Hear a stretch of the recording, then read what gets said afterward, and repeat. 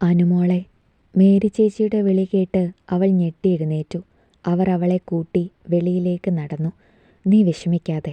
ഇവിടെ കിട്ടുന്ന നക്കാപ്പിച്ച കൊണ്ട് എത്ര കാലാണ് കഴിഞ്ഞുകൂടാൻ പറ്റുന്നത്? ഒരു പക്ഷേ ഇവിടെ നിന്ന് ഇപ്പോൾ ഇറങ്ങാൻ കഴിഞ്ഞതാവും നിനക്ക് കിട്ടിയ ഭാഗ്യം. സമാധാനത്തോടെ വീട്ടിലേക്ക് പോകൂ. വേറെ വല്ല ജോലിയും കിട്ടുമോ എന്ന് ഞാനും കൂടെ നോക്കട്ടെ. വിഷമിക്കരുത് കേട്ടോ. വിങ്ങിപ്പൊട്ടിയിരുന്ന അവളെ തെല്ലി ആശ്വസിപ്പിച്ചുകൊണ്ട് മേരി തിരികെ നടന്നു. തിരികെ വീട്ടിലെത്തിയപ്പോഴേക്കും ഉച്ചയോടടുത്തിരുന്നു. വിഷമിച്ച് തിരികെ വന്ന അവളോട് മല്ലിക കാര്യം തിരക്കി.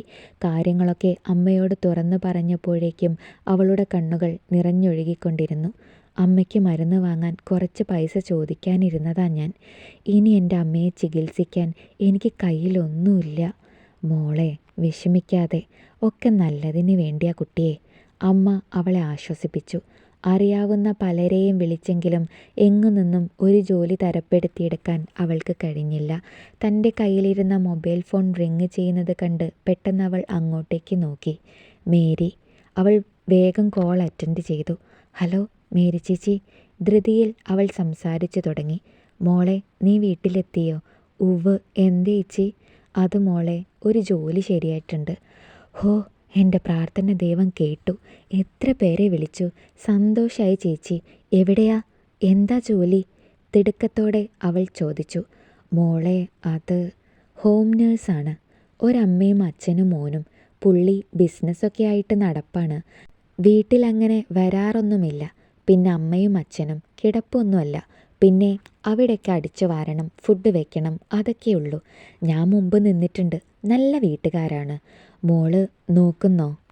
അത് ചേച്ചി. അവളൊരു ദീർഘനിശ്വാസമെടുത്തു.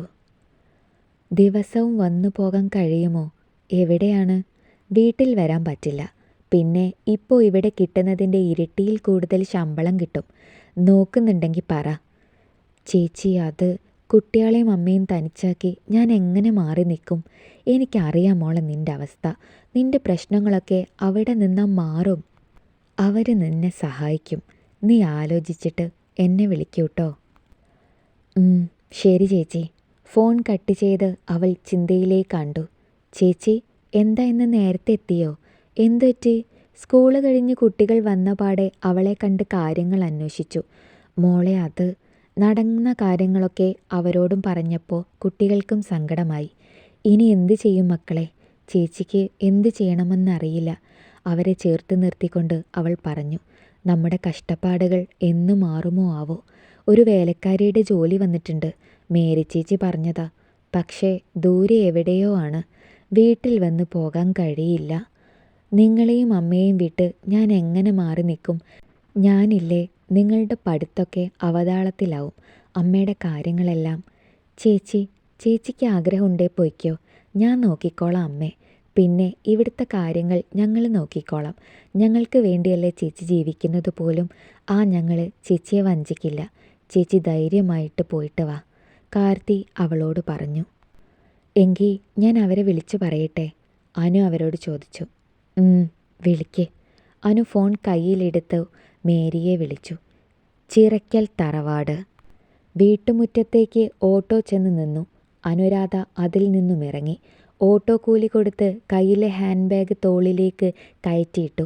വലിയൊരു ബാഗും കയ്യിലേന്തി ആ വീട് ഒന്ന് വീക്ഷിച്ചു. ഹോ, എന്തൊരു വലിപ്പാണ്! താൻ കണ്ടതിൽ വെച്ച് ഏറ്റവും വലുപ്പമുള്ള വീട്. അവൾ ചുറ്റിനും നോക്കിക്കൊണ്ട് മുന്നോട്ടേക്ക് നടന്നു. ചെറിയൊരു ഭയം വല്ലാതെ നെഞ്ചിടിപ്പ് കൂട്ടിയിരുന്നു. പടിക്കൽ ചെന്ന് നിന്നുകൊണ്ട് അവൾ അകത്തേക്ക് നോക്കിക്കൊണ്ട് വിളിച്ചു. ജാനകി അമ്മ നടന്നു വരുന്നത് കണ്ട് അവളൊന്ന് പുഞ്ചിരിച്ചു. മേരി ചേച്ചി പറഞ്ഞിട്ട് വന്നതാണ്. അവൾ അവരെ നോക്കി പറഞ്ഞു. വരൂ. ജാനകി അവളെ അകത്തേക്ക് ക്ഷണിച്ചു. പടികൾ കയറി ഉമ്മറത്തേക്ക് വന്ന് നിന്ന അനുവിനെ അവർ അടിമുടിയൊന്ന് നോക്കി. എന്താ മോളുടെ പേര്? അനുരാധ. അനു എന്ന് വിളിക്കും. ആരൊക്കെയുണ്ട് വീട്ടിൽ? അമ്മ, അനിയൻ, അനിയത്തി. കല്യാണം കഴിച്ചില്ലേ? കുട്ടികളെ പഠിപ്പിച്ച് ഒരു നിലയിലെത്തണം. അതിനുശേഷമേ അതൊക്കെ നോക്കുന്നുള്ളൂ. മിടുക്കി. സ്വന്തം കാര്യം നോക്കി ജീവിക്കുന്നവരാ ഇപ്പോൾ ഉള്ളത്. എന്തായാലും നല്ല മനസ്സാണ് മോക്ക്. വാ, ഞാൻ മുറി കാട്ടിത്തരാം. പുഞ്ചിരിയോടെ ജാനകി അവളെ മുറിയിലേക്ക് കൂട്ടിക്കൊണ്ടുപോയി.